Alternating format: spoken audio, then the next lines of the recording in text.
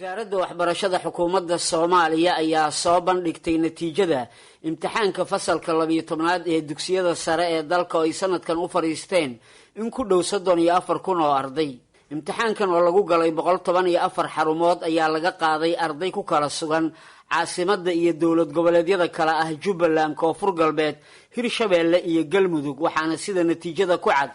sanadkan dhacay arday tiradoodu gaarayso 8,550 arday halka ay gudbeen 25,177 arday, waxaana imtixaankan tayo ahaan uu ka adkaa kuwii hore sida uu sheegayo sihayaha xilka wasiirka waxbarashada Cabdullaahi Goodax Barre oo ka hadlayay munaasabad lagu shaacinayay natiijada imtixaanka. daafirisi sida imtixaanka loo baasay waxaa arkaysaa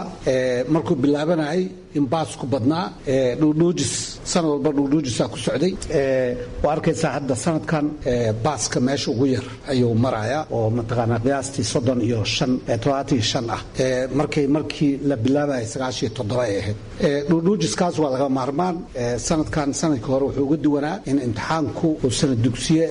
muxuu ahaa high schoolka oo dhan dugsiga sare oo dhan fasalka 9aad ilaa 12aad ayuu imtixaanku ka wada yimid waxaa kale uga duwanaa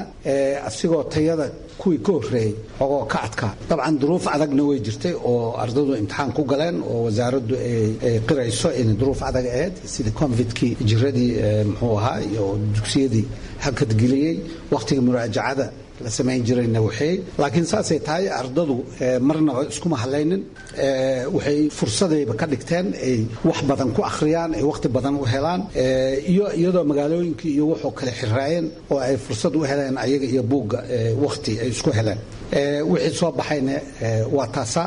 wasaaradda ahaan annaga waa ku qanacsannahay in imtixaanku miisaankiisu fiicnaa sidii loo saxayna ay ahayd si runtii aad u wanaagsan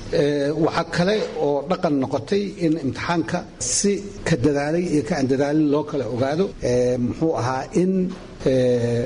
aad la iskugu taxalluujiyay in imtixaanku xafidnaado. wasiirka ayaa sheegay in ardayda ugu badan ee imtixaanka kaalmaha hore ka galay ay wax ka bartaan dugsiyada ku yaala deegaanada maamulka Jubbaland gaar ahaan gobolka Gedo. sida muuqato waxaad aragteen tartanka 10kii iskuul ee ugu sareeyay baaska caruurta baramoostay ee gudubtay imtixaanka 10 iskuul ayaan soo bandhignay. hadaa 10kii iskuul fiirisid waxaa arkaysaa 5 kamida inay mataqaanaa Jubbaland yihiin waa wax weyn laakiin hadaa Jubbaland laftirkeeda dul istaagtid waxaa arkaysaa 4 kamida inay hal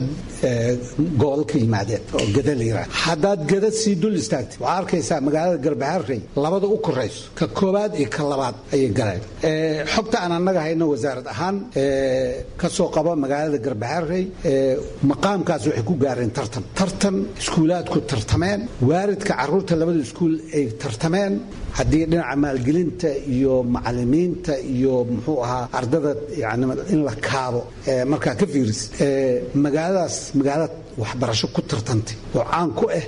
ayay noqotay waaridka ku tartamo iskuulkaas waana ka ficnaada ardada ku tartamayso annaga waana ka ficnaana iskuulkaas kale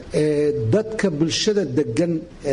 oo aan la socono inay muxuu ahaa laba dariiqo diimeed kala haystaan xitaa labada dariiqood ayaa xitaa tartantay looma kala harin tartanka waxbarashada waa wax wanaagsan waa ammaanaynaa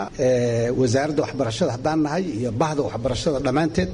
10ka iskuul aadan u ammaanaynaa waxaan ku boorinaynaa inay sanad walbaba meeshaas ku jiraan. sihayaha xilka wasiirka waxbarashada ayaa soo hadal qaaday in ardayda ugu liidata imtixaanka ku haray ay yihiin kuwa dhigta dugsiyada gobolka Banaadir. meelaha ugu liito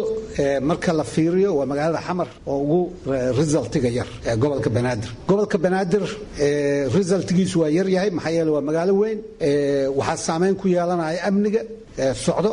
waxa saameyn ku yeelanayo muxuu ahaa fursadaha badan oo jiro oo macalinka uu shaqo kale iska heli karo maadaama aan mushaar badan la bixin laakiin waxaan rajaynaynaa in magaalada gobolka Banaadir bal waxaan ay isku noqdaan oo wax ka duwan waxa jiro hadda ay wajiga bedelaan macallimiinta mushaarkooda